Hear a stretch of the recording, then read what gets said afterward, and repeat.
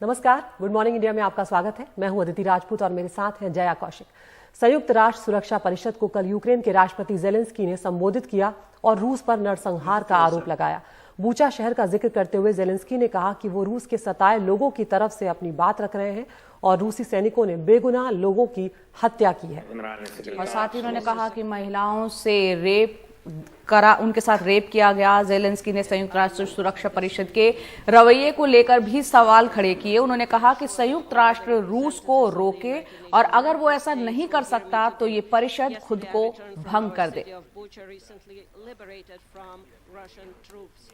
Not far from Kiev, so there is not a single crime that they would not commit there. The Russian military searched for and purposely. Now the world can see that what Russian military did in Bucha while keeping the city under their occupation. But the world has yet to see what they have done in other occupied cities and regions of our country. Geography might be different or various, but cruelty is the same, crimes are the same, and accountability must be inevitable.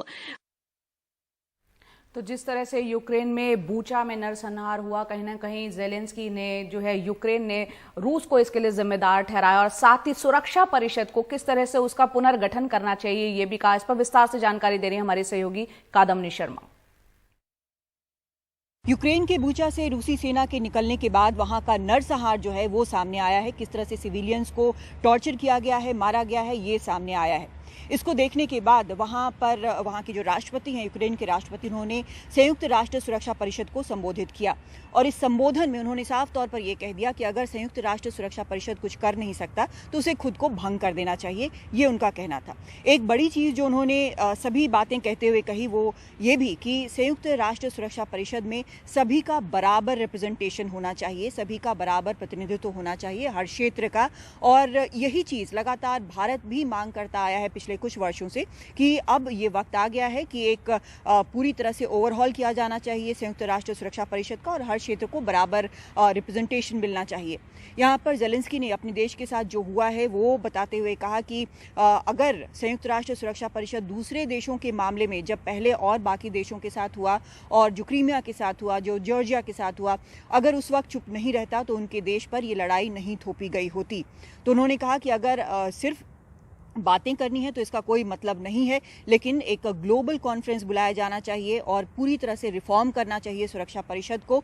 और अगर इतना भी नहीं कर सकते हैं तो कम से कम रूस को इस बॉडी से निकाल देना चाहिए। उन्होंने कहा कि अभी अगर कुछ नहीं करते हैं तो इसका आगे असर ये होगा कि कोई भी देश इस तरह के इंस्टीट्यूशंस पर भरोसा नहीं करेगा, न इंटरनेशनल लॉज पर भरोसा करेगा। उन्होंने कहा कि जिस तरह के अत्याचार रूस ने वहाँ पर किए हैं वो दाइश यानी आईसिस से कोई कम नहीं है, जिस तरह के टॉर्चर उन्होंने किए हैं। उन्होंने ये भी कहा कि जो आज यूक्रेन में हो रहा है उसका असर बाकी देशों पर भी पड़ेगा, बाकी कॉन्टिनेंट्स पर भी पड़ेगा। उन्होंने अकाल की बात कही, उन्होंने फूड शॉर्टेज की बात कही, उन्होंने इसके संदर्भ में उन्होंने एशिया, अफ्रीका का भी नाम लिया और कहा कि ये सब जो है इसके कारण, इस युद्ध के कारण वो मुश्किल में पड़ेंगे। तो उन्होंने बहुत खरी खरी बात सुनाई है, लेकिन जो सबसे बड़ी बात है जो भारत लगातार कहता आ रहा है वो ये कि संयुक्त राष्ट्र सुरक्षा परिषद में एक रिफॉर्म की, एक बड़े रिफॉर्म की ज़रूरत है ताकि सभी क्षेत्रों को, सभी जगहों को एक सही प्रतिनिधित्व मिल सके। अब इसका असर क्या होता है, क्योंकि यूक्रेन में जो हो रहा है वो सबके सामने है। जिस तरह से शहर के बाद शहर बर्बाद किए जा रहे हैं, जिस तरह से सिविलियंस को टारगेट किया जा रहा है वो सबके सामने है। तो क्या इसका कोई असर यूएनएससी पर होगा, ये देखने वाली बात है। दिल्ली से कादम्बिनी शर्मा, एनडीटीवी इंडिया। तो सुरक्षा परिषद पर कैसा असर होगा, क्या तमाम मुल्क जो बात कर रहे हैं एक इक्वल रिप्रेजेंटेटिव होना चाहिए, हर मुल्क को उसमें चांस मिलना चाहिए, वो होता है नहीं। बहरहाल जब संयुक्त राष्ट्र सुरक्षा परिषद में जेलेंस्की अपनी बात रख रहे थे, संबोधित कर रहे थे, उससे ठीक पहले यूक्रेन के बूचा शहर की तस्वीरें सामने आई थी। रूसी सेना के तथाकथित नरसंहार की तस्वीरें दुनिया के सामने आई। इससे ये साफ होता है कि आम नागरिकों का कीव के नजदीक इस शहर में नरसंहार हुआ, सड़कें लाशों से पटी पड़ी दिखी। यूक्रेन की सेना और पत्रकार बुचा में 31 मार्च को रूसी सेना के निकल जाने के बाद दाखिल हुए और उसके बाद तबाही की ये तस्वीरें दुनिया के सामने आई हैं। जो लोग इस नरसंहार में बच पाए उन्होंने न्यूज एजेंसीज को बताया है कि रूसी सेना चारों तरफ अंधाधुंध गोलियां बरसाती रही।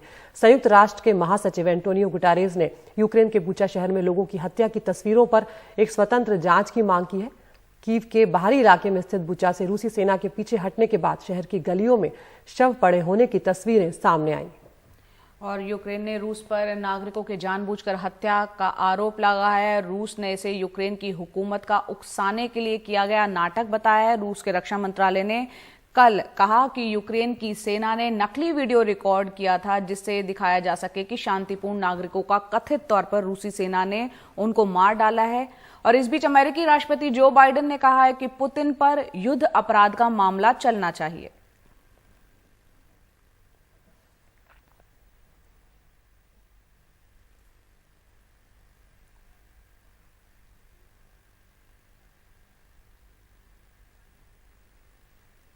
इधर भारत ने संयुक्त राष्ट्र में कहा है कि यूक्रेन के बुचा में आम नागरिकों के मारे जाने की रिपोर्ट परेशान करने वाली है और हम इसकी स्वतंत्र जांच की मांग करते हैं। पहली बार ऐसा हुआ है कि संयुक्त राष्ट्र में अब तक के सबसे सख्त बयान में भारत के दूत टीएस तिरुमूर्ति ने कहा कि यूक्रेन के बुचा में आम नागरिकों के मारे जाने की रिपोर्ट्स परेशान करने वाली है। साथ ही ये कहा कि हम इन हत्याओं की स्पष्ट रूप से निंदा करते हैं और मामले की स्वतंत्र जांच का समर्थन करते हैं। इसके साथ ही भारत ने हिंसा को तत्काल खत्म करने और शत्रुता समाप्त करने के आह्वान को फिर से दोहराया। बुचा शहर में मारे गए नागरिकों के शवों और कब्रों को लेकर दुनिया भर में काफी गुस्सा है। रूस के खिलाफ सख्त प्रतिबंध और अंतर्राष्ट्रीय कोर्ट में कार्रवाई की मांग भी की जा रही है।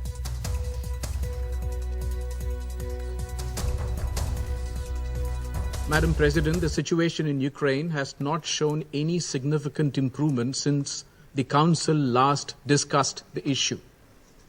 The security situation has only deteriorated, as well as its humanitarian consequences. Recent reports of civilian killings in Bushehr are deeply disturbing.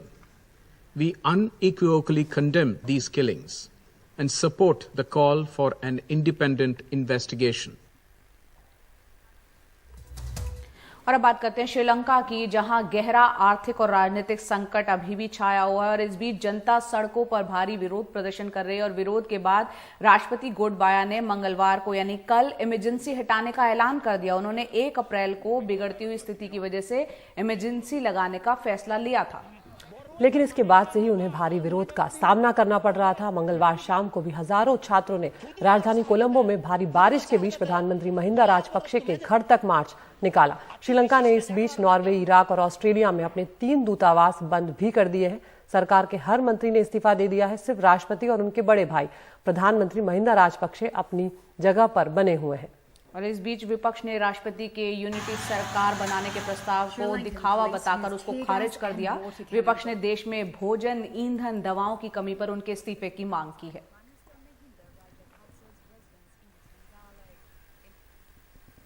और पेट्रोल डीजल की बात करते हैं, लगातार उसमें इजाफा हो रहा है और आज 16वां दिन है जब करीब 10 रुपए से ज्यादा महंगा हो गया है तेल। आज फिर से 80-85 पैसे का इजाफा देखने को मिला है। देती बिल्कुल, और हम अंदाजा लगा सकते हैं अब शायद लोगों ने भी एक तरह से लोगों को आदत पड़ गई है, उन्हें पता है कि अब हर रोज दाम बढ़ने ही हैं और जब तक कि 18 से 20 रुपए के आसपास दाम नहीं बढ़ने जाएंगे, लगातार जिस तरह की रिपोर्ट्स आ रही हैं, तब तक इन कीमतों की जो बढ़ने का सिलसिला है ये भी थमने वाला नहीं है। तो मुंबई में पेट्रोल डीजल की कीमत सबसे ज्यादा है, 120 रुपए 51 पैसे प्रति लीटर पहुंच गया है। पेट्रोल डीजल 104 रुपए 77 पैसे प्रति लीटर है। दिल्ली की बात करें तो यहाँ पर पेट्रोल 105 रुपए 41 पैसे प्रति लीटर तक पहुंच गया है। डीजल 96 रुपए 67 पैसे प्रति लीटर हो गया, यानी कि अब दिल्ली में भी जल्द डीजल 100 रुपए का आंकड़ा पार कर जाएगा। कल राज्यसभा में दिल्ली के तीनों नगर निगमों को एक करने का बिल 3 घंटे की बहस के बाद आखिरकार पास हो गया। ये बिल पहले ही लोकसभा में पास हो चुका है। आपको बता दें, देश के गृह मंत्री अमित शाह का कहना है कि इन तीनों नगर निगमों की हालत इतनी खस्ता हो चुकी है कि इन्हें अलग अलग नहीं चलाया जा सकता। उन्होंने ये भी दावा किया कि इन तीनों नगर निगमों के साथ आम आदमी पार्टी की सरकार ने सौतेला बर्ताव किया और जिसके चलते उनका ये हाल हुआ है। इस दौरान अमित शाह ने ये भी कहा कि एमसीडी लेते लेते कहीं दिल्ली की सरकार ही ना चली जाए। हालांकि आम आदमी पार्टी ने सख्ती से इसका जवाब दिया। आम आदमी पार्टी ने कहा कि बीजेपी एमसीडी चुनाव टालने के लिए ये काम कर रही है और अगर इसे तीनों एमसीडी एक करने हैं तो पहले दिल्ली की जनता का भरोसा जीते। हमारे गुजरात में कहावत है, हवेली लेता बड़ोदरू खोलू। एक गायकवाड़ की हवेली थी अहमदाबाद में, वो लेने के लिए गायकवाड़ सरकार हमला लेकर आए और कोई बड़ोदरा ही पूरा छिन गया था। अगर आप इस तरह से सत्य जो नहीं है वो बताते रहेंगे, असत्य बात सदन के अंदर करते रहेंगे, तो मान्यवर एमसीडी लेते लेते दिल्ली सरकार शायद आपकी न चली जाए, इसकी जरा चिंता करना। क्योंकि एमसीडी पर जो प्रताड़ना आप कर रहे हो, एमसीडी को जो आप प्रताड़ित कर रहे हो, वो एमसीडी को नहीं कर रहे हो, दिल्ली की जनता को कर रहे हो। गृह मंत्री के शब्दों का जवाब नहीं दूंगा सर। सौतेली माँ उन्होंने कहा, सौतेली माँ कीजिए, सौतेली माँ कौन है? आप दूसरे बात बोले जा रहे हैं। सौतेली माँ कौन है? सुनो जरा ध्यान से। 2014-15 में दिल्ली को मिला 325 करोड़, 2015-16 में 325 करोड़, 2016-17 में 325 करोड़, 2017-18 में 325 करोड़, 2018-19 में 325 करोड़, 2019-20 में 325 करोड़। सर, जब से आम आदमी पार्टी की सरकार बनी है, लाखों करोड़ रुपए का टैक्स दिल्ली की जनता देती है, मात्र 325 करोड़ रुपए आप हर साल देते हैं। तो एमसीडी का मामला अभी बीजेपी और आम आदमी पार्टी के बीच बना रहेगा। आगे बढ़ते हैं। आज बीजेपी का स्थापना दिवस मनाया जा रहा है। इस मौके पर देश के प्रधानमंत्री नरेंद्र मोदी सभी भाजपा सांसदों को संबोधित करेंगे और इस मौके पर सभी सांसदों को बीजेपी की टोपी पहनने का भी निर्देश दिया गया है। और इस मौके पर आपको बता दें, पार्टी अध्यक्ष 11 देशों के हेड ऑफ मिशंस के साथ चर्चा भी करेंगे। बीजेपी के इतिहास और वर्तमान के बारे में इस पर चर्चा होगी। जनसंघ से बीजेपी तक की ये पूरी यात्रा कैसी रही, इस बारे में बताएंगे नड्डा। स्वागत अभिनंदन माननीय प्रधानमंत्री जी का करें।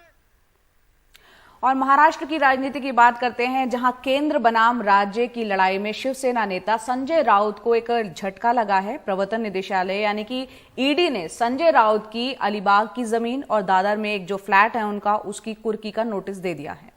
संजय राउत ने इसे बदले की कार्रवाई बताया है और बीजेपी के खिलाफ अपनी लड़ाई और तेज करने की बात उन्होंने कही। इससे पहले 25 मार्च को राउत ने केंद्र पर गंभीर आरोप लगाए थे। उन्होंने कहा था कि महाराष्ट्र सरकार को बदनाम करने के लिए केंद्रीय एजेंसियां और भारतीय जनता पार्टी साठगांठ में लिप्त है। प्रवर्तन निदेशालय यानी ईडी ने संजय राउत और उनकी पत्नी के नाम की 2 संपत्तियां, एक अलीबाग की जमीन और दूसरी दादर की आलीशान बिल्डिंग में एक फ्लैट को जब्त करने का नोटिस दिया है। ईडी का दावा है कि दोनों संपत्तियां मनी लॉन्ड्रिंग के पैसे से बनाई गई हैं। मामला गोरेगांव की पत्राचाल से जुड़ा है, जिसके पुनर्वास के लिए महाडा, वहां रहने वाले 672 निवासियों की सोसाइटी और गुरु आशीष कंस्ट्रक्शन कंपनी के बीच करार हुआ। कंपनी पर आरोप है कि उसने महाडा को गुमराह कर वहां के एफएसआई पहले तो 9 दूसरे डेवलपरों को बेचकर 901 करोड़ रुपए जमा किए, फिर मिडोज नाम से एक नया प्रोजेक्ट शुरू कर 138 करोड़ रुपए फ्लैट बुकिंग के नाम पर वसूले, लेकिन 672 असली किराएदारों का पुनर्वास नहीं किया। इस तरह कंपनी ने तकरीबन 1039 करोड़ रुपए बनाए।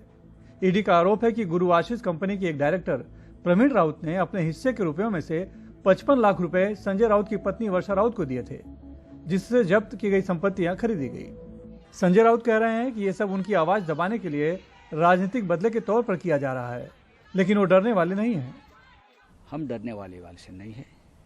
चाहे हमारा जो आप बोलते हैं प्रॉपर्टी वो जब्त करो, या चाहे हमें गोली मारो, या चाहे हमें जेल भेज दीजिए। संजय राउत बाला साहब ठाकरे का चेला है, शिवसैनिक है, वो लड़ता रहेगा और आपकी पोल खोलता रहेगा। मुख्यमंत्री उद्धव ठाकरे के बेटे और पर्यटन मंत्री आदित्य ठाकरे सहित महाविकास आघाड़ी ने केंद्रीय एजेंसियों के दुरुपयोग को लोकतंत्र के लिए घातक बताया है। ये सारी कार्रवाई राजकीय मकसद से हो रही है, ये हमें साफ साफ दिख रहा है। कहीं न कहीं बदले की भावना से ये सब हो रहा है। हमारे देश में ये सब जो चल रहा है, लोकशाही या राजकीय वातावरण नहीं बल्कि दबावशाही का वातावरण चल रहा है। जबकि बीजेपी का कहना है कि मामले में संजय राउत को किकबैक क्यों मिला, इसकी भी जांच होनी जरूरी है। संजय राउत को 8 महीने पहले ही पता चल चुका था कि प्रवीण राउत और उसके जो पारिवारिक आर्थिक व्यावसायिक संबंध के कारण और जो किकबैक मिला है उसके कारण कभी न कभी उनका नंबर लगेगा। इसलिए गया 8 महीने वो रोज मोदी सरकार और ईडी पे आरोप करते थे। बीजेपी से अलग होने के बाद संजय राउत बीजेपी के खिलाफ शिवसेना की एक प्रखर आवाज के रूप में उभरे हैं। इसलिए केंद्र बनाम राज्य की लड़ाई में उन पर कार्रवाई तो अपेक्षित थी, लेकिन ईडी की आज की कार्रवाई इसलिए ज़्यादा महत्वपूर्ण है क्योंकि संजय राउत जिन ईडी अधिकारियों के खिलाफ जबरन वसूली का आरोप लगाते रहे हैं, उन्हीं अधिकारियों की जांच के लिए आज ही के दिन मुंबई पुलिस ने एसआईटी का गठन किया। मुंबई से कैमरामैन राजेंद्र दयाल के साथ सुनील सिंह, एनडीटीवी इंडिया के लिए। राज्यसभा में कल दिल्ली के तीनों नगर निगमों को एक करने से संबंधित विधेयक पास हो गया। एमसीडी के एक होने को लेकर आम आदमी पार्टी विरोध कर रही है। संसद के दोनों सदनों में ये बिल पास होने के बाद आम आदमी पार्टी के एमसीडी प्रभारी दुर्गेश पाठक से खास बातचीत की हमारे सहयोगी शरद शर्मा ने। अगर सब कुछ सामान्य रहता तो इस समय दिल्ली में नगर निगम चुनाव के लिए चुनाव प्रचार चल रहा होता, लेकिन केंद्र सरकार ने फैसला किया कि दिल्ली की तीनों नगर निगम को एक किया जाएगा, जिसके लिए उसने लोकसभा में बिल पेश किया, पास हो गया, राज्यसभा में बिल पेश किया, पास हो गया। अब इसके बाद राष्ट्रपति के पास जाएगा, वो उसका नोटिफिकेशन कर देंगे और दिल्ली की तीनों नगर निगम एक हो जाएंगे। हमारे साथ आम आदमी पार्टी के एमसीडी प्रभारी दुर्गेश पाठक जी। सर, बहुत बहुत स्वागत है आपका। बहुत बहुत धन्यवाद जी। पहला स्टैंड आपका क्या है, क्या आपका टेक है कि अब लोकसभा के बाद जो है राज्यसभा में भी ये बिल पास हो गया है? देखिए, मुझे लगता है शायद हिंदुस्तान के इतिहास में शायद पहली बार ऐसा हुआ होगा कि इलेक्शन कमीशन के इलेक्शन डेट अनाउंसमेंट करने के आधे घंटे पहले सेंट्रल गवर्नमेंट ने कहा कि जी आप इलेक्शन होल्ड कर दो। उनका लॉजिक ये था कि जी हम तीनों एमसीडी को एक करना चाहते हैं। आप 2014 से एमसीडी के अंदर हैं, केंद्र के अंदर हैं, आप कभी भी एमसीडी को एक कर सकते थे। सिर्फ और सिर्फ ये समझना पड़ेगा कि ये क्यों भाग रहे हैं इलेक्शन से। देश की इतनी बड़ी पार्टी, जो अपने आप को दुनिया की इतनी बड़ी पार्टी कहती है, वो इलेक्शन से भाग रही है। आप एक साल पहले एकीकरण करके टाइम पे चुनाव कराते, लेकिन चुनाव से भागने का सिर्फ एक ही पर्पज़ है कि भारतीय जनता पार्टी 15 सालों से एमसीडी के अंदर है। आज दिल्ली के अंदर आप कहीं भी चले जाइए, कूड़ा कूड़ा नजर आता है। दिल्ली के अंदर 3 कूड़े के पहाड़ बने हुए हैं। इनके पार्षद कोई भी घर बनाइए उससे पैसा वसूली करते हैं। दिल्ली की जनता पूरा मन बना बैठी है कि इस बार इनको दिल्ली की सत्ता से बाहर करना है। ये डर है जिसके कारण लोकसभा के अंदर इतनी जल्दी बिल आ गया, जिसके कारण राज्यसभा के अंदर इतनी जल्दी बिल आ गया। अन्यथा कोई कारण नहीं नजर आता कि भाई अगर आपको एकीकरण करना था तो आप 1 साल 1.5 साल पहले से तैयारी करते, एकीकरण करके समय पे चुनाव कराते। अगर ये प्रेसिडेंट अगर लागू हो गया तो इसका मतलब फिर तो कोई भी शक्तिशाली पार्टी चुनाव नहीं इस देश के अंदर होने देगी। कह रहे हैं कि कल गुजरात में चुनाव ये हार रहे हैं, हिमाचल के अंदर चुनाव हार रहे हैं, तो ये चाहेंगे इलेक्शन कमीशन को लेटर लिख के होल्ड करा देंगे इलेक्शन। तो ये बड़ा अनडेमोक्रेटिक है। चुनाव कराइए, समय पे चुनाव कराइए, और अगर आप चुनाव समय पे नहीं कराते हैं तो इसका मतलब यही है कि आप चुनाव से भाग रहे हैं पूरी तरह से। आप लोग ये कह रहे हैं कि चुनाव आप लोग जीत रहे हैं और आपका कहना है कि बीजेपी चुनाव से भाग रही है। वो ये कह रहे हैं कि अगर आपको लग रहा है कि चुनाव आपने ही जीतना है तो थोड़ा बहुत अगर डिले भी होगा तो भी आप जीत जाएंगे। और उससे बड़ी बात वो ये कह रहे हैं कि आप लोग ये कह रहे हैं कि हमने पंजाब जीत लिया, हम लोग एमसीडी जीत जाएंगे। अरे वो तो बीजेपी जो है वो 4 स्टेट जीती हुई है। अगर दूसरे राज्यों में जीतना ही पैमाना है तो वो तो आपने 1 जीता है, उन्होंने 4 जीता हुआ है। आप किस आधार पर कह रहे हैं कि आप लोग एमसीडी जीत जाएंगे? देखिए, जीत हार को दिल्ली की जनता के ऊपर छोड़ देते हैं। सबसे महत्वपूर्ण चीज क्या है कि लोकतंत्र के अंदर चुनाव बहुत महत्वपूर्ण चीज है। अगर इस तरह से सरकारें चुनाव को डिले करेंगी तो चुनाव इस देश के अंदर हो ही नहीं सकता। इस देश का लोकतंत्र नहीं बचेगा। चुनाव कौन जीतेगा कौन हारेगा, चलिए हम कहते हैं हम जीतेंगे, वो कह सकते हैं वो भी जीतेंगे, उसको थोड़ी देर के लिए अगर आप साइड कर दें। मैं ये प्रश्न पूछना चाहता हूँ कि समय पे चुनाव क्यों नहीं हो रहे हैं? आज जैसे आपने कहा कि आज शायद इलेक्शन के डेट आ चुकी होती, इलेक्शन कैंडिडेट कैंपेनिंग चल रही होती, वो अप्रैल में शायद हो सकता था, रिजल्ट भी 1 हफ्ते बाद आ जाता। अब जो चुनाव है वो अनिश्चितकालीन के समय के लिए टाल दिया गया। तो इससे तो लोकतंत्र का नुकसान है, दिल्ली की जनता का नुकसान है। वो कूड़े के पहाड़ दिल्ली की जनता बोले 1 साल 1.5 साल और देखेगी, घरों की सफाइयां नहीं होनी है, तो इसलिए दिल्ली की जनता इससे परेशान होगी।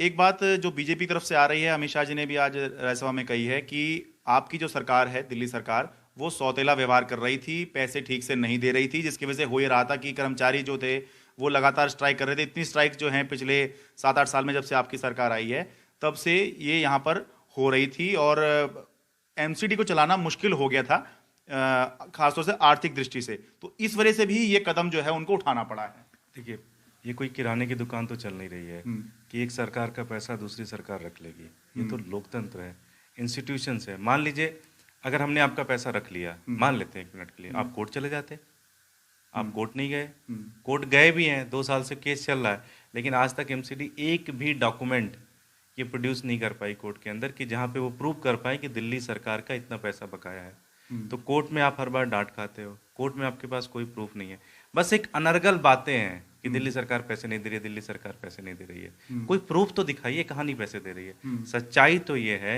कि लगभग 8,000 करोड़ रुपए का दिल्ली सरकार ने लोन दिया हुआ है समय समय पर एमसीडी को, जिसके ऊपर हम तो इंटरेस्ट भी नहीं लेते। दूसरी चीज, सबसे महत्वपूर्ण चीज शरद जी क्या है कि केंद्र सरकार हिंदुस्तान के जितने भी नगर निगम है, चाहे वो चेन्नई है, चाहे वो लखनऊ है, चाहे वो गाजियाबाद है, चाहे गुड़गांव है, सबको पर पॉपुलेशन के हिसाब से, पर आदमी के हिसाब से 888 रुपए का डोनेशन देती है, अनुदान देती है। दिल्ली की एमसीडी को केंद्र सरकार ने पिछले 15-20 सालों से 1 रुपए का अनुदान नहीं दिया है। सच्चाई तो यह है कि अगर केंद्र सरकार पैसे रिलीज कर दे तो एमसीडी के पास कम से कम 20 से 25 हजार करोड़ रुपए का बकाया केंद्र सरकार ने दिल्ली एमसीडी का मार रखा, जिसमें भारतीय जनता पार्टी यहाँ भी है और वहाँ भी है। सच्चाई तो पैसा केंद्र सरकार को देना चाहिए। केंद्र सरकार गुड़गांव को पैसा देती है, केंद्र सरकार अमृतसर को पैसा देती है, केंद्र सरकार गाजियाबाद को पैसा देती है, केंद्र सरकार दिल्ली के एमसीडी को पैसा नहीं देती। इससे ज्यादा सौतेला व्यवहार क्या हो सकता है? बहुत सारी अटकलें लग रही है दुर्गेश जी के ये जो एमसीडी चुनाव हैं ये हो सकता है कि जब तब हो जाएं जब गुजरात हिमाचल के चुनाव चल रहे हों। बहुत सारी अटकलें ये लग रही हैं कि शायद 1 साल बाद हों। कुछ अटकलें तो ये भी लग रही हैं, कह रहे हैं कि 2022 के बजाय जो है हो सकता है लोकसभा के समय में चुनाव हो। आपका अपना असेसमेंट क्या है? क्योंकि 272 वार्ड अभी तीनों नगर निगम के अंदर हैं और जो केंद्र सरकार जो बिल लेके आई है उसमें वो ये कह रही है कि मैक्सिमम 250 हो सकते हैं और उसके नीचे भी कितने होंगे वो केंद्र सरकार बताएगी, यानी कि डिलिमिटेशन होगा। तो क्या आपका असेसमेंट है कि कब तक जाके चुनाव हो सकते हैं? देखिए, असेसमेंट आप तब लगा सकते हैं जब आप किसी इंस्टीट्यूशन पे भरोसा करते हैं। इलेक्शन कमीशन को इलेक्शन करवाने हैं, लेकिन इस इलेक्शन कमीशन ने जिस तरह से इलेक्शन को होल्ड किया, इलेक्शन कमीशन पे भरोसा नहीं रहा। तो अब तो मोदी जी और अमित शाह जी डिसाइड करेंगे कि चुनाव कब होगा। 6 महीने भी हो सकता है, साल भर भी हो सकता है, 2 साल भी हो सकता है, 5 साल भी हो सकता है। ये तो अब इनके ऊपर डिपेंड करता है। ये डिलिमिटेशन कराते रहेंगे। आप ये बताइए, तीनों नगर निगम को एक किया इन्होंने और 272 वार्ड बनते हैं टोटल। इन्होंने कहा जी 250 हो जाएंगे, तो 22 वार्ड से कौन सा आप बड़ा शानदार काम कर लेते? 22 वार्ड आपने कम कर दिए, उससे क्या फर्क पड़ता है? आप 272 ही रहने देते। मतलब ये मेरी निजी राय है, जहां तक मैं समझता हूँ लोकतंत्र को और इतनी पॉलिटिक्स कवर करते हैं, अगर आबादी बढ़ती है तो नंबर ऑफ वार्ड्स या नंबर ऑफ सीटें लोकसभा की या विधानसभा की बढ़ती हैं, यहाँ कम की जा रही हैं। देखिए, आप इतना बड़ा पार्लियामेंट फिर से बना रहे हैं। मोदी जी क्या कह रहे हैं कि भाई हिंदुस्तान की पॉपुलेशन बढ़ गई है, इसलिए नंबर ऑफ एमपीज बढ़ाने हैं। तो यहाँ कम क्यों कर रहे हैं? एक ही पर्पज है, डिलिमिटेशन। डिलिमिटेशन एक ऐसी चीज है जिससे आप कोर्ट में भी दे सकते हैं कि हम जी डिलिमिटेशन कर रहे हैं। डिलिमिटेशन में आप कहोगे जी वार्ड को इधर काट दिया, उधर काट दिया, इधर वो काट दिया, उधर काट दिया, और ये काटा चीटी में आप जितना समय चाहें बिता सकते हैं। अब ये पूरा का पूरा दिल्ली का लोकतंत्र प्रधानमंत्री मोदी जी और गृह मंत्री अमित शाह जी के कदमों में दिल्ली का लोकतंत्र पड़ा है। जब वो चाहेंगे तभी चुनाव होगा। आपने बिल अगर पढ़ा हो तो उसमें कुछ ये नया सिस्टम बनाया है क्या? क्योंकि ये कहा जा रहा था कि दिल्ली सरकार पैसा नहीं दे रही ठीक से, तो तीनों को एक कर रहे हैं। तो कुछ नया सिस्टम बनाया जाएगा कि भाई इस तरीके से पैसा आएंगे जिससे कि जो दिल्ली सरकार अगर पैसा नहीं दे रही, जैसा कि कह रहे हैं, ये सौतेला व्यवहार कर रही है, तो एक अलग रूट से या अलग माध्यम से पैसा दिया जाए ताकि ये जो आर्थिक स्थिति खराब है नगर निगम की उसको सुधारा जा सके। क्योंकि अगर ये सिस्टम नया बना रहे हैं तो हो सकता है अच्छी बात हो, कुछ सुधार आ जाए, लेकिन अगर सिस्टम पैसे देने का नया नहीं है, वही पुराना है, तो फिर सवाल ये उठेगा कि उत्तरी दिल्ली नगर निगम और पूर्वी नगर निगम, इनकी तो स्थिति पहले ही खराब है। केवल दक्षिणी की ठीक है, लेकिन वो भी ऐसी नहीं कि इन दोनों को संभाल लेगी वो। तो कुछ इस बारे में बिल में आप देख पाए हैं क्या? बिल तो मैंने भी 4-5 बार पढ़ा जी। मैंने सोचा हो सकता है मेरी अंग्रेजी खराब हो, तो मैंने, हमारी पार्टी में बहुत सारे लोगों को बहुत अच्छी अंग्रेजी आती है, उनसे भी पढ़वाई मैंने। एक लाइन कहीं नहीं लिखा है कि इनको फाइनेंस कैसे मिलेगा। एक लाइन छोड़िए, एक शब्द नहीं लिखा है कि इनको फाइनेंस की व्यवस्था की जाएगी। मतलब सारा सिस्टम वही रहना है। वार्ड 22 कम कर दिए, डिलिमिटेशन में भेज दिया, ना फाइनेंस के बारे में कुछ कहा, ना रूल रेगुलेशन के बारे में कहा, ना किसी चीज के बारे में कुछ कहा। मतलब सिर्फ और सिर्फ चुनाव टालना है, बाकी कोई मतलब नहीं है। हमसे बात करने के लिए बहुत बहुत धन्यवाद आपका। दावा अपनी जगह हो सकता है कि चुनाव आम आदमी पार्टी जीत रही थी या बीजेपी जीत रही थी, लेकिन एक बात ये जरूर है कि चुनाव आयोग ने 9 मार्च को चुनाव घोषित करने के लिए ही प्रेस कॉन्फ्रेंस बुलाई थी। लेकिन ये शायद पहली बार हुआ देश के इतिहास में कि चुनाव आयोग ने प्रेस कॉन्फ्रेंस बुलाई चुनाव घोषित करने के लिए, लेकिन चुनाव घोषित ही नहीं किए। कैमरा पर्सन सचिन गुप्ता के साथ मैं शरद शर्मा, एनडीटीवी इंडिया। तो यहाँ पर हम देख रहे हैं लगातार पेट्रोल डीजल के दाम ही नहीं बल्कि सीएनजी के दामों में भी इजाफा हो रहा है। दिल्ली में सीएनजी आज से 2.5 रुपए प्रति किलो महंगी हुई है। 6 दिनों में ये तीसरी बार ऐसा है जबकि कीमतों में वृद्धि देखने को मिली है और कीमत अब 6 दिनों में बढ़ती चली जा रही है। प्रति किलो 6 रुपए 60 पैसे की वृद्धि अब हो चुकी है और दिल्ली में अब सीएनजी 66 रुपए 61 पैसे प्रति किलो मिलेगी। नोएडा, गाजियाबाद में सीएनजी अब 66 रुपए 68 पैसे प्रति किलो मिलेगी और गुड़गांव की अगर बात करें तो वहां पर सीएनजी 72 रुपए 45 पैसे प्रति किलो मिल रही है। यानी कि सिर्फ पेट्रोल और डीजल के दाम में ही आग नहीं लग रही, सीएनजी के दाम भी लगातार बढ़ते जा रहे हैं।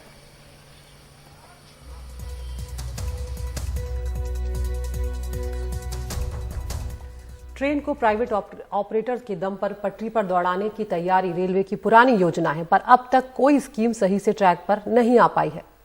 अब इसमें नई कड़ी के तौर पर रेलवे की भारत गौरव स्कीम है। इसके तहत अब तक आईआरसीटी के अलावा करीब 7 और ऑपरेटर्स ने दिलचस्पी दिखाई है। आइए देखते हैं हमारे सहयोगी परिमल कुमार की रिपोर्ट।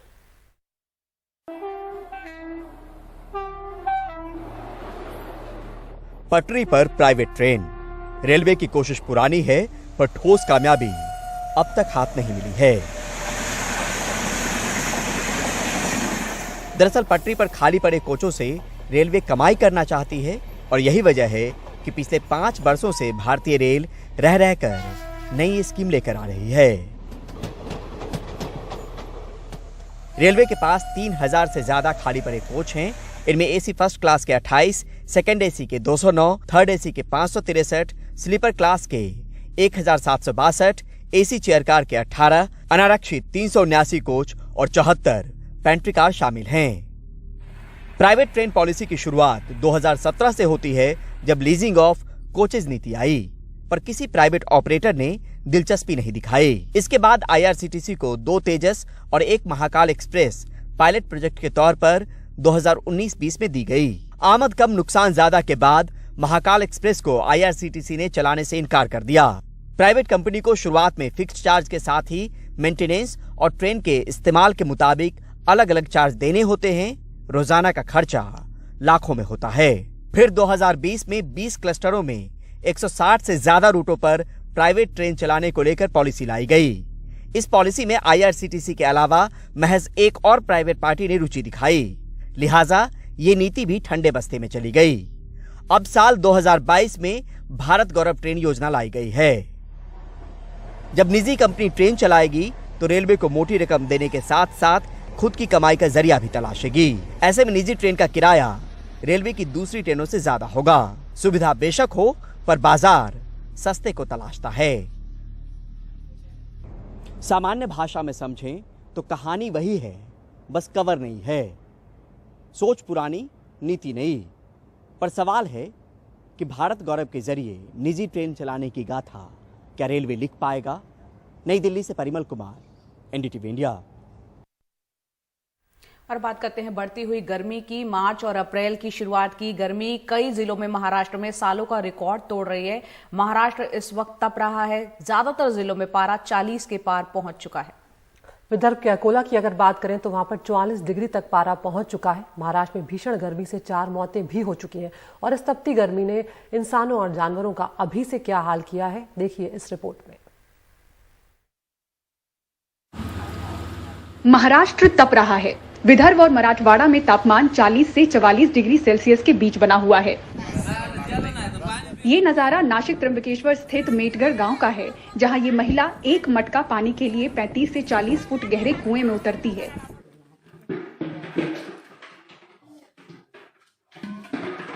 पारा 40 पार है। कुएं सूख रहे हैं। कुएं का पानी साफ नहीं, लेकिन जान बचाने के लिए इसकी फिक्र कहां। पानी नहीं, ये आमची पानी है काय। तपते विदर्भ में जानवरों को वाटर कूलर से राहत पहुंचाने की कोशिश हो रही है। महाराष्ट्र के ज्यादातर इलाके गर्मी की चपेट में हैं, खास करके विदर्भ, मराठवाड़ा, उत्तरी मध्य महाराष्ट्र। उसका मुख्य कारण यह है कि पिछले कई दिनों से यानी कि 1 महीने से बारिश की गतिविधियां बिल्कुल भी नहीं हुई हैं और मौसम पूरी तरह शुष्क बना हुआ है और जो हवाएं हैं वो पश्चिम दिशा से और उत्तर पश्चिम दिशा से आ रही हैं, जो बलूचिस्तान, सेंट्रल पाकिस्तान और राजस्थान के थार डेजर्ट से होती हुई ये जो हवाएं हैं ये महाराष्ट्र में और गुजरात में और मध्य प्रदेश में पहुंच रही हैं, जिससे अगले कम से कम 10 दिनों तक हमें उम्मीद नहीं दिखाई दे रही कि तापमान में किसी भी तरह की गिरावट होगी। विदर्भ, मराठवाड़ा और मध्य महाराष्ट्र के ज्यादातर इलाकों में दिन का तापमान 40 डिग्री सेल्सियस से ऊपर रहने के आसार हैं। लू से राज्य में 4 लोगों की मौत हो चुकी है, वहीं करीब 200 लोग अस्पतालों में भर्ती बताए जा रहे हैं। महाराष्ट्र से ब्यूरो रिपोर्ट, एनडीटीवी इंडिया। और यहाँ टेस्ला के सीईओ, दुनिया के सबसे अमीर लोगों में शुमार एलन मस्क ट्विटर के बोर्ड में शामिल हुए हैं। ट्विटर के सीईओ पराग अग्रवाल और एलन मस्क ने ट्वीट करके इस बारे में जानकारी दी है। तभी एलन मस्क ने ट्विटर में 9.2% की हिस्सेदारी खरीदी है। ट्विटर सीईओ पराग अग्रवाल ने ट्वीट करते हुए लिखा कि मुझे ये बताते हुए खुशी हो रही है कि हम अपने बोर्ड में एलन मस्क को नियुक्त कर रहे हैं। और आगे उन्होंने लिखा कि आपका स्वागत है एलन। इसके जवाब में एलन मस्क ने भी ट्वीट करते हुए लिखा है और ट्वीट करते हुए लिखा है कि आने वाले दिनों में ट्विटर में जरूरी सुधार के लिए पराग और ट्विटर बोर्ड के साथ काम करने की आशा है। आपको बता दें कि ट्विटर में 9.2% हिस्सेदारी खरीदकर एलन मस्क इसके सबसे बड़े शेयरधारक बन गए हैं।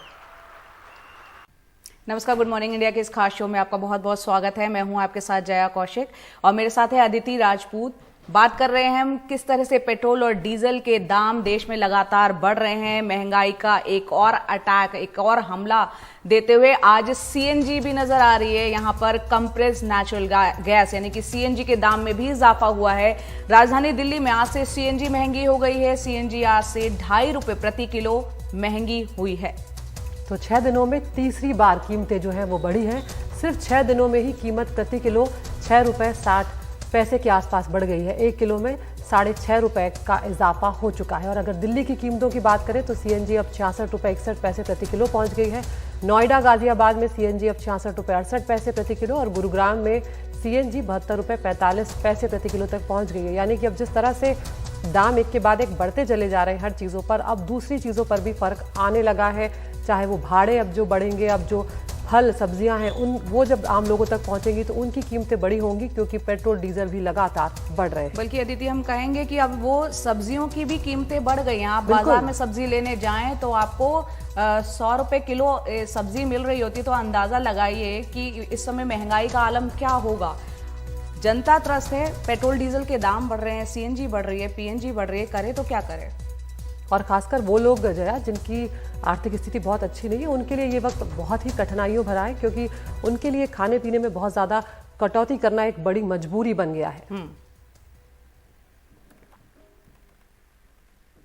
तो अलग अलग जगहों की दाम आपको बता रहे हैं। पेट्रोल डीजल की जो कीमतें हैं उनमें भी लगातार इजाफा हुआ है और आज फिर एक बार दाम बढ़े हैं। आज फिर से 80 से 85 पैसे की बढ़ोतरी हुई है। और अगर हम बात करें पिछले 16 दिनों में तो 10 रुपए से ज्यादा जो है पेट्रोल डीजल के दाम जो है वो बढ़ चुके हैं। और हम लगातार जो है हर दिन हम रिपोर्ट कर रहे हैं कि पेट्रोल और डीजल की कीमतें बढ़ रही हैं। और अब शायद कहीं ना कहीं जनता, जिसे कहें एक तरह से त्रस्त तो हो ही चुकी है, लेकिन अब वो उन्होंने एक आदत भी डाल ली है कि हाँ अब तो दाम रोज बढ़ना ही है।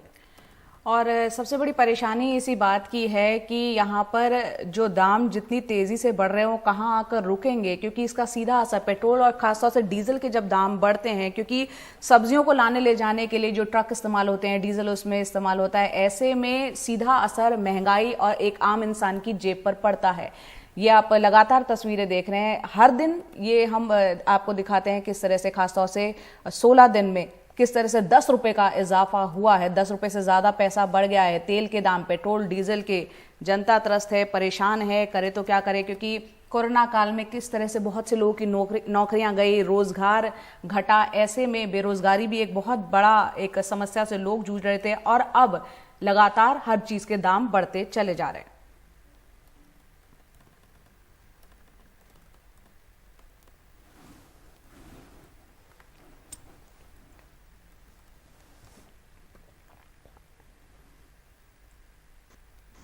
महंगा होता पेट्रोल डीजल आम लोगों की गले की फांस बनता जा रहा है।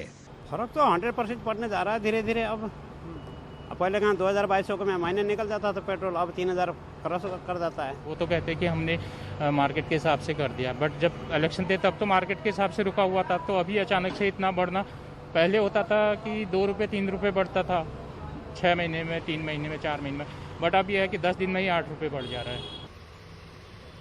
पेट्रोल डीजल की कीमत में लगभग हर रोज हो रही बढ़ोतरी के बाद अब सरकार पर पिछले 15 दिनों में बढ़ाई गई कीमतों को वापस लेने का राजनीतिक दबाव भी बढ़ता जा रहा है।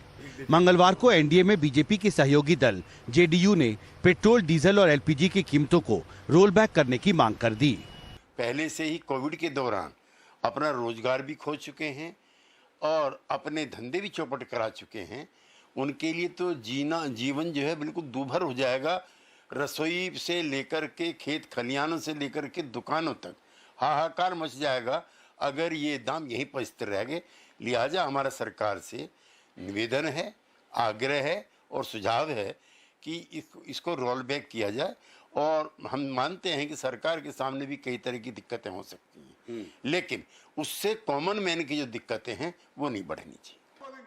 उधर विपक्ष ने पेट्रोल डीजल की कीमतों में बढ़ोतरी के खिलाफ संसद में मंगलवार को भी जमकर हंगामा किया।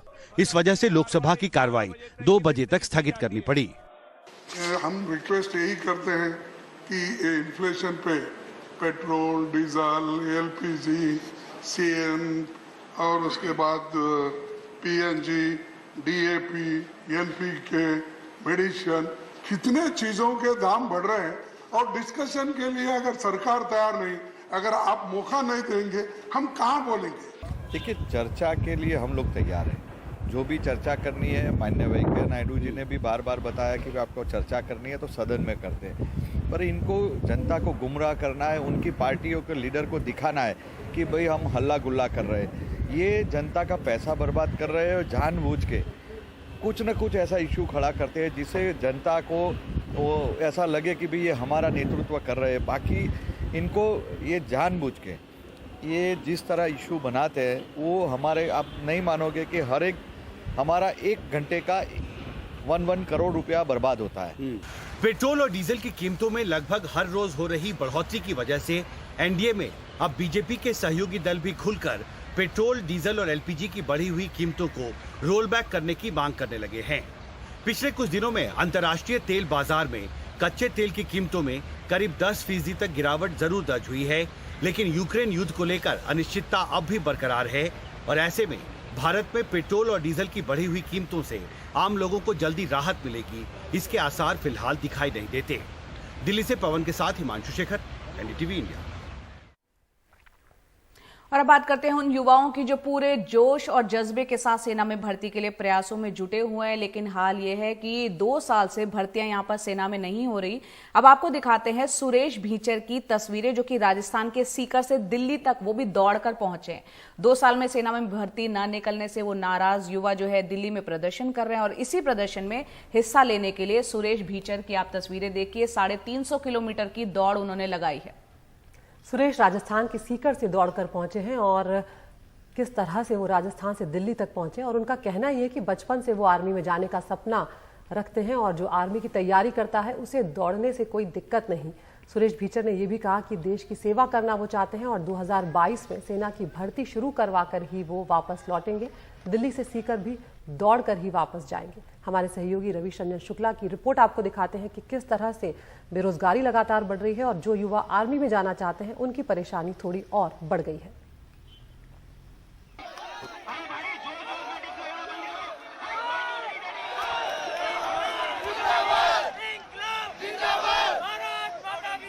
धूप और गर्मी झेलते हुए देश के कोने कोने से हजारों युवा मंगलवार को जंतर मंतर पर इकट्ठा हुए। 24 साल के सुरेश भीचर सीकर से 350 किलोमीटर दौड़कर 5 दिन बाद दिल्ली के प्रदर्शन में हिस्सा लेने पहुंचे हैं। पिता की मौत के बाद 5 भाई और 3 बहनों की जिम्मेदारी के बीच इनका सपना आर्मी में जाने का है, लेकिन बीते 2 साल से आर्मी की भर्ती न निकलने से अब ये ओवर एज हो चुके हैं। अब 2022 में आर्मी भर्ती निकालने की मांग को लेकर दौड़ रहे हैं। सुरेश जैसे यहाँ हजारों युवा भर्ती की मांग को लेकर सड़कों पर हैं। नेवी, एयरफोर्स और आर्मी तीनों 1.5 साल 2 साल हो गए लगभग भर्ती नहीं आ रही। अरे इतना लड़की मतलब झुंझुनू भर्ती की 3 साल हो गए, एवरेज हो रहे लगभग 1.5 लाख युवा एवरेज हो रहे हैं। अच्छा हाँ, तो सर मैं यही मांग कर रहा हूँ भाई, हमारी 2022 के अंदर भर्ती कराई जाए और एग्जाम कराया जाए। मेरा ये सपना है जाना इंडियन आर्मी में। अच्छा। हमारी उम्र एवरेज हो गई है तो हमारी 2 साल की छूट मिलनी चाहिए। मैं 3 जगह आंदोलन कर चुका हूँ सीकर के अंदर, और मैं यही करता रहूँ जब तक भर्ती नहीं, जब तक दौड़ता रहूँगा, दौड़ता नागौर भी जाऊँगा। अच्छा। सीकर से वापस नागौर दौड़ता जाऊँगा, फिर झुंझुनू जाऊँगा, जितनी भी बिहार लगता है वहाँ भर्ती, बीकानेर, सब मैं जितने भी वहाँ दौड़ता ही जाऊँगा। जंतर मंतर पर महज युवा ही नहीं, उनके पिता भी इस प्रदर्शन में हिस्सा लेने पहुंचे हैं। फिरोजाबाद से देवेंद्र सिंह आए हैं। इनका बेटा एयरफोर्स की तैयारी कर रहा है। बेटा बीमार है, लिहाजा वो खुद प्रदर्शन करने आए हैं। और इंडियन एयरफोर्स ने क्या किया है इनके साथ में कि 1 साल से ना तो इनका रिजल्ट दिया है, 2 साल से एनरोलमेंट लिस्ट नहीं आई है, और अब आगे कोई वैकेंसी का कोई पता नहीं है। मैं एक बच्चे का गार्जियन हूँ, समझे, मेरे ऊपर बीतती है कि मैं क्या करता हूँ क्या नहीं करता हूँ। दरअसल सेना में भर्ती की उम्र 17 से 20 साल तक होती है। ऐसे में अगर 2 साल से भर्ती न निकली हो तो युवाओं में ओवर एज होने का डर सताने लगता है। एक्स आर्मी मैन एसोसिएशन के लोग कहते हैं कि भर्ती न निकलने से ट्रेनिंग सेंटर तक खाली पड़े हैं। 3 साल से भर्तियां बंद है, चाहे वो आर्मी हो, नेवी हो, कोई भी एयरफोर्स हो। आपका अगर आज भी हम भर्ती करते हैं तो कम से कम 1.5 साल 2 साल लगेंगे उनको ट्रेंड होने में। आज की जो सिचुएशन है, मैं बहुत गंभीर बात कह रहा हूँ, आप वर्ल्ड में सिनेरियो देख लीजिए, यूक्रेन वार चल रहा है, पाकिस्तान में इस तरह, श्रीलंका में इस तरह है। खुदा ना खास्ता कल कुछ हो जाए, यंग फौज आपके पास लड़ने के लिए बचेगी नहीं, बची नहीं है, क्योंकि ट्रेनिंग स्टेबलिशमेंट खाली पड़े हैं। जानकार मानते हैं कि आर्मी, नेवी और एयरफोर्स मिलाकर हर साल करीब 20,000 भर्ती निकलती थी, लेकिन कोरोना के कारण भर्ती प्रक्रिया खासी धीमी चल रही है। तमाम सारे जो आर्मी में भर्ती करने के जो इच्छुक हैं, भर्ती होने के जो इच्छुक हैं, वो यहाँ पर आए हैं। आप देख सकते हैं कि कड़ी धूप में यहाँ पर हजारों की तादाद में जो बच्चे हैं वो यहाँ पर बैठे हुए हैं, और सबकी उम्मीद ये है कि वो किसी भी तरीके से भर्ती हो इनकी, और जल्द से जल्द जो भर्ती है वो सरकार निकाले, ताकि ये आर्मी में जाने का जो इनका ख्वाब है वो पूरा हो सके। जंतर मंतर से कानन पात्रा के साथ रविशंकर शुक्ला, एनडीटीवी इंडिया। दिल्ली के तीनों नगर निगमों को एक करने का बिल 3 घंटे की बहस के बाद राज्यसभा में पास हो गया। ये बिल पहले ही लोकसभा में पास हो चुका है। देश के गृह मंत्री अमित शाह का कहना है कि इन तीनों नगर निगमों की हालत इतनी खस्ता हो चुकी है कि इन्हें अलग अलग नहीं चलाया जा सकता। उन्होंने ये भी दावा किया कि इन तीनों नगर निगमों के साथ आम आदमी पार्टी की सरकार ने सौतेला व्यवहार किया, जिसके चलते उनका ये हाल हुआ। इस दौरान अमित शाह ने यह भी कहा कि एमसीडी लेते लेते कहीं दिल्ली की सरकार न चली जाए। हालांकि आम आदमी पार्टी ने सख्ती से इसका जवाब दिया। आम आदमी पार्टी ने कहा कि बीजेपी एमसीडी चुनाव टालने के लिए ये काम कर रही है। ये भी कहा आपने कि अगर उसे तीनों एमसीडी करने थे तो पहले दिल्ली की जनता का भरोसा बीजेपी को जीतना चाहिए। हमारे गुजरात में कहावत है, हवेली लेता बड़ोदरू खोलू।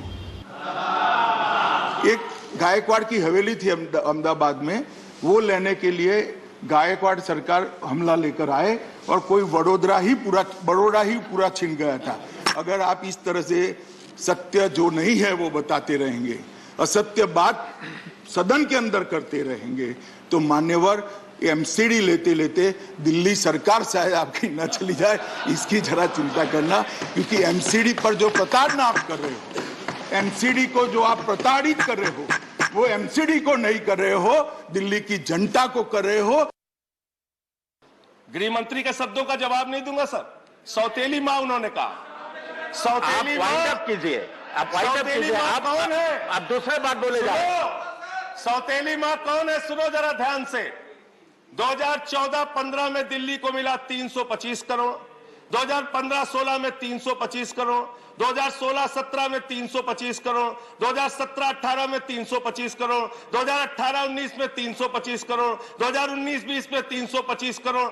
सर, जब से आम आदमी पार्टी की सरकार बनी है, लाखों करोड़ रुपए का टैक्स दिल्ली की जनता देती है, मात्र 325 करोड़ रुपए आप हर साल देते हैं।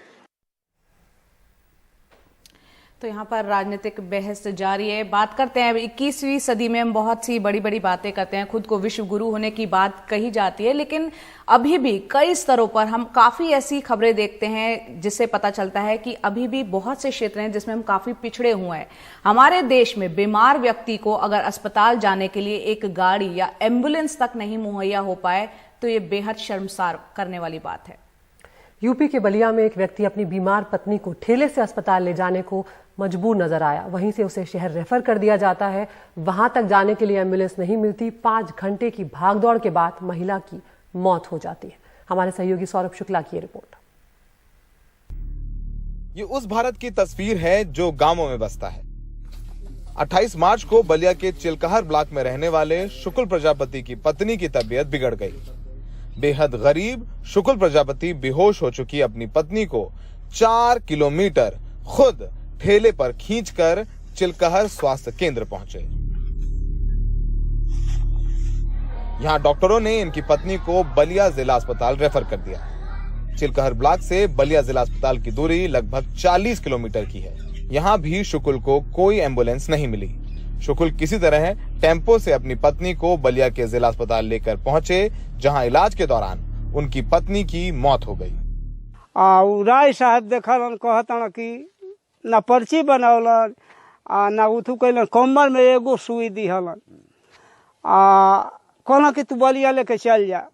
तब हम ठेला से ले आके पियरिया ठेला खड़ा करके घरे आके मोबाइल नंबर पैसा कपड़ा पहिर के हम टेम्पू जात रहे बलिया, तो सड़क पर से हम जाके अस्पताल में भर्ती करा दे, टेम्पू से गए। सोशल मीडिया पर वायरल हुई इस तस्वीर के बाद प्रशासन के हाथ पैर फूल गए। स्वास्थ्य मंत्री ब्रजेश पाठक ने इस मामले में जांच के आदेश दिए हैं। संज्ञान में आते ही मैंने वो तस्वीर और जितने भी डिटेल उपलब्ध थे वो हमने वहाँ के प्रभारी चिकित्सा अधिकारी को भेज दिया है और उनसे आख्या मांगी है। थोड़ी दिक्कत ये हो रही है कि उसमें मरीज का नाम नहीं है और गांव का भी नाम नहीं है, इसलिए पता करने में थोड़ा टाइम लग रहा है। ये तस्वीर ग्रामीण भारत की स्वास्थ्य व्यवस्था की हकीकत बयां करती है। ये घटना बताती है कि कोरोना के बाद तमाम कोशिशों के बावजूद खासकर ग्रामीण भारत में स्वास्थ्य व्यवस्था की है। अगर सही समय पर एम्बुलेंस मिल गई होती, शुक्ल प्रजापति की पत्नी को सही परिवहन व्यवस्था मिलती, तो वो जान नहीं जाती। सोचिए ऐसी कितनी घटनाएं होती होंगी ग्रामीण भारत में जिसकी तस्वीर या वीडियो नहीं बनते हैं, वो लोग ऐसे ही मर जाते हैं, उनकी कहानी भी नहीं बताई जाती। लेकिन ये हकीकत है, तस्वीर दिखाती है कि अभी भी कितना काम करना बाकी है। सहयोगी सुधीश कुमार राम और बलिया से करुणा संधू के साथ सौरभ शुक्ला, एनडीटीवी इंडिया। आगे बढ़ते हैं। टेस्ला की सीईओ और दुनिया के सबसे अमीर लोगों में शुमार एलन मस्क ट्विटर के बोर्ड में शामिल हुए। ट्विटर के सीईओ पराग अग्रवाल और एलन मस्क ने ट्वीट करके इस बारे में जानकारी दी। एलन मस्क ने ट्विटर में 9.2% की हिस्सेदारी खरीदी है। ट्विटर के सीईओ पराग अग्रवाल ने ट्वीट करते हुए लिखा कि ये मुझे बताते हुए खुशी हो रही है कि हम अपने बोर्ड में एलन मस्क को नियुक्त कर रहे हैं। आगे उन्होंने लिखा कि आपका स्वागत है एलन। इसके जवाब में एलन मस्क ने भी ट्वीट किया और लिखा कि आने वाले दिनों में ट्विटर में जरूरी सुधार के लिए पराग और ट्विटर बोर्ड के साथ काम करने की आशा है। आपको ये भी बता दें कि ट्विटर में 9.2% की हिस्सेदारी खरीदकर एलन मस्क इसके सबसे बड़े शेयर धारक बन गए हैं। और अब बात करते हैं पड़ोसी मुल्क श्रीलंका की, जो इस वक्त गहरे आर्थिक और राजनीतिक संकट से जूझ रहा है और इस बीच जनता यहां पर सड़कों पर है, भारी विरोध प्रदर्शन कर रही है। विरोध के बाद राष्ट्रपति गोटबाया ने मंगलवार को यहां पर जो आपातकाल लगा हुआ था उसको हटाने का ऐलान कर दिया। उन्होंने 1 अप्रैल को बिगड़ते हालात की वजह से इमरजेंसी लगाने का यहां पर फैसला लिया था। आप देखिए किस कदर जनता सड़कों पर आ गई है और किस तरह से यहां पर उनको तितर बितर करने की कोशिशें की जा रही है। भारी विरोध का सामना इस वक्त राष्ट्रपति को करना पड़ रहा है। साथ ही मंगलवार शाम को हजारों छात्रों ने राजधानी कोलंबो में भारी बारिश के बीच प्रधानमंत्री महिंदा राजपक्षे के घर तक मार्च निकाला था। श्रीलंका ने इस बीच पैसे की कमी की वजह से नॉर्वे, इराक और ऑस्ट्रेलिया में अपने तीनों दूतावास को बंद कर दिया है। सरकार के हर मंत्री ने इस्तीफा दे दिया है। सिर्फ राष्ट्रपति और उनके बड़े भाई प्रधानमंत्री महिंदा राजपक्षे अपनी जगह पर बने हुए हैं। एक राजनीतिक संकट यहां पर पैदा हुआ है। विपक्ष की बात करें तो यहां पर राष्ट्रपति के यूनिटी सरकार बनाने के प्रस्ताव को दिखावा बताकर विपक्ष ने उसे खारिज कर दिया है। साथ ही विपक्ष ने देश में भोजन की जो कमी है, ईंधन और दवाओं की कमी पर उनके इस्तीफे की मांग की है। और इस बीच ये आपको बता दें कि दरअसल श्रीलंका में जो इस वक्त हालात बने वो बने क्यों हैं, क्यों संकट से गुजर रहा है श्रीलंका। यहां पर विदेशी मुद्रा भंडार में 70% तक की गिरावट देखने को मिली है। फिलहाल श्रीलंका के पास सिर्फ और सिर्फ करीब $2 अरब हैं। कोविड की वजह से श्रीलंका में बहुत बड़ा एक पर्यटन उद्योग है, वो बुरी तरह से त्रस्त हुआ। एक बहुत बड़ा झटका श्रीलंका को लगा है। पर्यटन उद्योग श्रीलंका की विदेशी मुद्रा कमाई का एक बहुत बड़ा जरिया है। इसी कमी की वजह से आपको बता दें कि आयात के लिए विदेशी मुद्रा खरीदनी पड़ी श्रीलंका को। साल में सिर्फ तेल आयात पर अगर श्रीलंका की बात करें तो 91,000 करोड़ वो खर्च करता है। सरकार के पास कच्चा तेल, गैस खरीदने के इस वक्त पैसे नहीं है। दवाइयों की बात करें, दूसरी जरूरी चीजों की बात करें तो उसको मंगवाने के लिए भी पैसे नहीं है। खाद्य वस्तुओं के लिए भी श्रीलंका दूसरे देशों पर इस वक्त निर्भर है। तो किस तरह के हालात यह बन चुके हैं आप समझ सकते हैं। विदेशी मुद्रा की कमी के चलते कई देशों ने अपने निवेश यहां पर बंद कर दिए श्रीलंका में। और पिछले साल खेती में रासायनिक उर्वरकों के इस्तेमाल पर बैन यहां पर लगा दिया गया और बैन के बाद कृषि उत्पाद में कमी आई है, खाद्य संकट गहराया और 2019 में टैक्स में कटौती की गई, सरकार की आमदनी उससे घट गई। बहरहाल अब आपको हम बता दें कि भारत इसमें किस तरह से अपने पड़ोसी देश श्रीलंका की मदद कर रहा है, उसके लिए आगे हाथ बढ़ाए हैं। भारत की ओर से ईंधन की आपूर्ति यहां पर की जा रही है। 40,000 मीट्रिक टन डीजल की नई खेप श्रीलंका को पहुंच चुकी है भारत की तरफ से। पिछले 2 महीने में श्रीलंका को 2 लाख टन ईंधन की आपूर्ति हुई है। आर्थिक संकट से उबरने के लिए $1 अरब का क्रेडिट दिया गया है। ईंधन आपूर्ति, खाद्य पदार्थों के लिए ये क्रेडिट है। साथ ही आपको बता दें कि खाद्य पदार्थों की भी यहां पर आपूर्ति की जा रही है भारत की तरफ से। स्वास्थ्य सेवा जारी रखने में मदद की जा रही है। फ्री कोविड वैक्सीन भी दी जा रही है।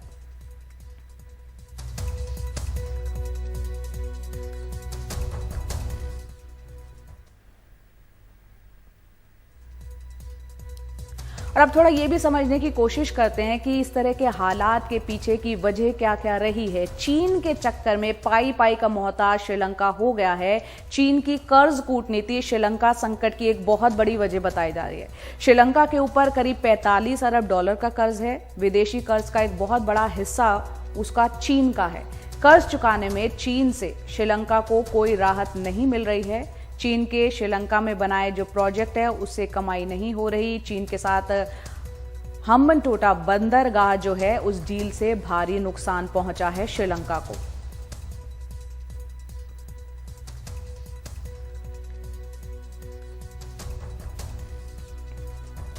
तो यहां पर हमने आपको वो हालात बताने की कोशिश की कि श्रीलंका इस वक्त जो आर्थिक संकट हो, राजनीतिक संकट हो, उसके पीछे की वजह भी क्या रही। कहीं ना कहीं पैसे के लिए मोहताज क्यों रहा है और किस तरह से भारत मदद कर रहा है श्रीलंका की।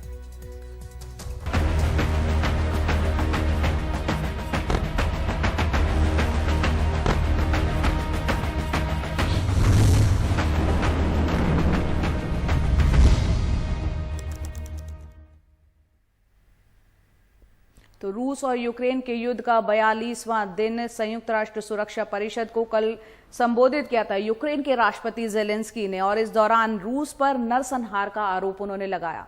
बूचा शहर का जिक्र करते हुए जेलेंस्की ने कहा कि वो रूस के सताए लोगों की तरफ से अपनी बात रख रहे हैं। उन्होंने ये भी कहा कि रूसी सैनिकों ने बेगुनाह लोगों की हत्या की है और महिलाओं के साथ बलात्कार किया है।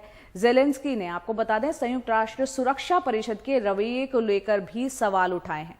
उन्होंने कहा कि संयुक्त राष्ट्र रूस को रोके और अगर वो ऐसा नहीं कर सकता तो ये परिषद खुद को भंग कर दे।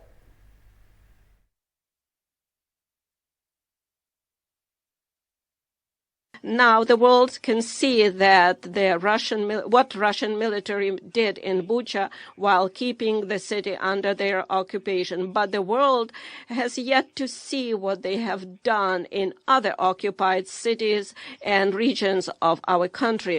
Geography might be different or various, but cruelty is the same, crimes are the same, and accountability must be inevitable. तो यहाँ पर संयुक्त राष्ट्र सुरक्षा परिषद को संबोधित करते हुए ये भी कहा है कि सुरक्षा परिषद में भी बदलाव होना चाहिए। भारत भी इसकी मांग करता रहा है। इस पर ज्यादा तफसील से जानकारी दे रही हैं हमारी सहयोगी कादम्बिनी शर्मा। यूक्रेन के बूचा से रूसी सेना के निकलने के बाद वहां का नरसंहार जो है वो सामने आया है। किस तरह से सिविलियंस को टॉर्चर किया गया है, मारा गया है, ये सामने आया है। इसको देखने के बाद वहां के जो राष्ट्रपति हैं, यूक्रेन के राष्ट्रपति, उन्होंने संयुक्त राष्ट्र सुरक्षा परिषद को संबोधित किया और इस संबोधन में उन्होंने साफ तौर पर यह कह दिया कि अगर संयुक्त राष्ट्र सुरक्षा परिषद कुछ कर नहीं सकता तो उसे खुद को भंग कर देना चाहिए, ये उनका कहना था। एक बड़ी चीज जो उन्होंने सभी बातें कहते हुए कही वो ये भी कि संयुक्त राष्ट्र सुरक्षा परिषद में सभी का बराबर रिप्रेजेंटेशन होना चाहिए, सभी का बराबर प्रतिनिधित्व होना चाहिए हर क्षेत्र का। और यही चीज लगातार भारत भी मांग करता आया है पिछले कुछ वर्षों से कि अब ये वक्त आ गया है कि एक पूरी तरह से ओवरहॉल किया जाना चाहिए संयुक्त राष्ट्र सुरक्षा परिषद का और हर क्षेत्र को बराबर रिप्रेजेंटेशन मिलना चाहिए। यहाँ पर ज़ेलेंस्की ने अपने देश के साथ जो हुआ है वो बताते हुए कहा कि अगर संयुक्त राष्ट्र सुरक्षा परिषद दूसरे देशों के मामले में, जब पहले और बाकी देशों के साथ हुआ और जो क्रीमिया के साथ हुआ, जो जॉर्जिया के साथ हुआ, अगर उस वक्त चुप नहीं रहता तो उनके देश पर ये लड़ाई नहीं थोपी गई होती। तो उन्होंने कहा कि अगर सिर्फ बातें करनी है तो इसका कोई मतलब नहीं है, लेकिन एक ग्लोबल कॉन्फ्रेंस बुलाया जाना चाहिए और पूरी तरह से रिफॉर्म करना चाहिए सुरक्षा परिषद को। और अगर इतना भी नहीं कर सकते हैं तो कम से कम रूस को इस बॉडी से निकाल देना चाहिए। उन्होंने कहा कि अभी अगर कुछ नहीं करते हैं तो इसका आगे असर ये होगा कि कोई भी देश इस तरह के इंस्टीट्यूशंस पर भरोसा नहीं करेगा, न इंटरनेशनल लॉज पर भरोसा करेगा। उन्होंने कहा कि जिस तरह के अत्याचार रूस ने वहां पर किए हैं वो दाइश यानी आईसिस से कोई कम नहीं है, जिस तरह के टॉर्चर उन्होंने किए हैं। उन्होंने ये भी कहा कि जो आज यूक्रेन में हो रहा है उसका असर बाकी देशों पर भी पड़ेगा, बाकी कॉन्टिनेंट्स पर भी पड़ेगा। उन्होंने अकाल की बात कही, उन्होंने फूड शॉर्टेज की बात कही, उन्होंने इसके संदर्भ में उन्होंने एशिया, अफ्रीका का भी नाम लिया और कहा कि ये सब जो है इसके कारण, इस युद्ध के कारण वो मुश्किल में पड़ेंगे। तो उन्होंने बहुत खरी खरी बात सुनाई है, लेकिन जो सबसे बड़ी बात है जो भारत लगातार कहता आ रहा है वो ये कि संयुक्त राष्ट्र सुरक्षा परिषद में एक रिफॉर्म की, एक बड़े रिफॉर्म की ज़रूरत है ताकि सभी क्षेत्रों को, सभी जगहों को एक सही प्रतिनिधित्व मिल सके। अब इसका असर क्या होता है, क्योंकि यूक्रेन में जो हो रहा है वो सबके सामने है। जिस तरह से शहर के बाद शहर बर्बाद किए जा रहे हैं, जिस तरह से सिविलियंस को टारगेट किया जा रहा है वो सबके सामने है। तो क्या इसका कोई असर यूएनएससी पर होगा, ये देखने वाली बात है। दिल्ली से कादम्बिनी शर्मा, एनडीटीवी इंडिया।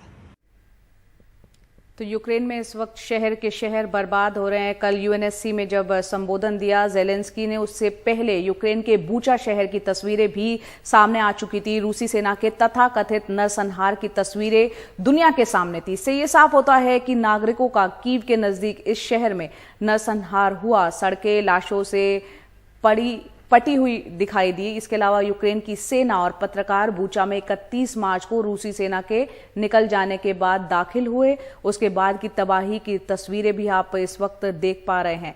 जो लोग इस नरसंहार में बच पाए उन्होंने न्यूज एजेंसीज को बताया कि रूसी सेना चारों तरफ अंधाधुंध गोलियां बरसाती रही। संयुक्त राष्ट्र के महासचिव एंटोनियो गुटेरेस ने यूक्रेन के बूचा शहर में लोगों की हत्या की तस्वीरों पर एक स्वतंत्र जांच की मांग की है। कीव के बाहरी इलाके में स्थित बूचा से रूसी सेना के पीछे हटने के बाद शहर की गलियों में शव पड़े होने की तस्वीरें सामने आई। यूक्रेन ने रूस पर नागरिकों को जानबूझकर उनकी हत्या करने का आरोप लगाया और रूस ने इसे यूक्रेन की हुकूमत का उकसाने के लिए किया गया नाटक बताया। रूस के रक्षा मंत्रालय ने मंगलवार को कहा कि यूक्रेन की सेना ने नकली वीडियो रिकॉर्ड किया जिससे यह दिखाया जा सके कि शांतिपूर्ण नागरिकों को कथित तौर पर रूसी सेना ने मार डाला।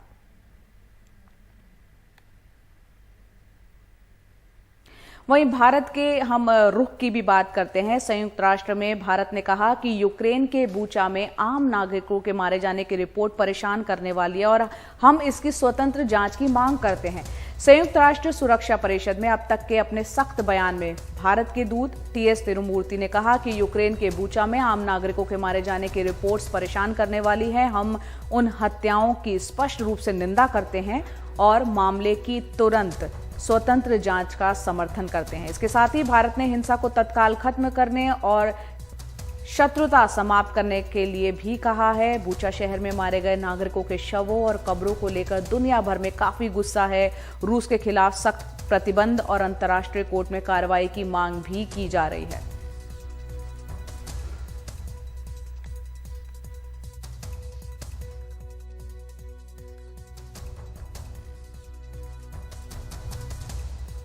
Madam President, the situation in Ukraine has not shown any significant improvement since the Council last discussed the issue.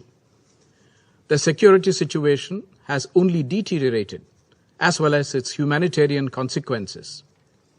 Recent reports of civilian killings in Bucha are deeply disturbing. We unequivocally condemn these killings and support the call for an independent investigation. और अब वक्त तो चला आपको top 5 खबरें दिखाने का। आपको करना यह है कि एनडीटीवी इंडिया के यूट्यूब चैनल पर जाना है, पोल का हिस्सा बनना है, बताना है किन खबरों को चैनल पर पूरा दिन विस्तार से देखना चाहते हैं। पहली खबर है, मार रही है महंगाई, पेट्रोल डीजल सीएनजी फिर से महंगे। दूसरी खबर, एमसीडी बिल पास हुआ, आपने कहा चुनाव से भाग रही है बीजेपी। तीसरी खबर, 42 साल की बीजेपी आज हो गई है पार्टी में जश्न, क्योंकि बीजेपी का आज है स्थापना दिवस। चौथी खबर, श्रीलंका से, जहां चीन की कर्ज कूटनीति से श्रीलंका में भारी आर्थिक संकट पैदा हो गया। पांचवी और आखिरी खबर, यूक्रेन के बूचा शहर की तस्वीर से दहली पूरी दुनिया।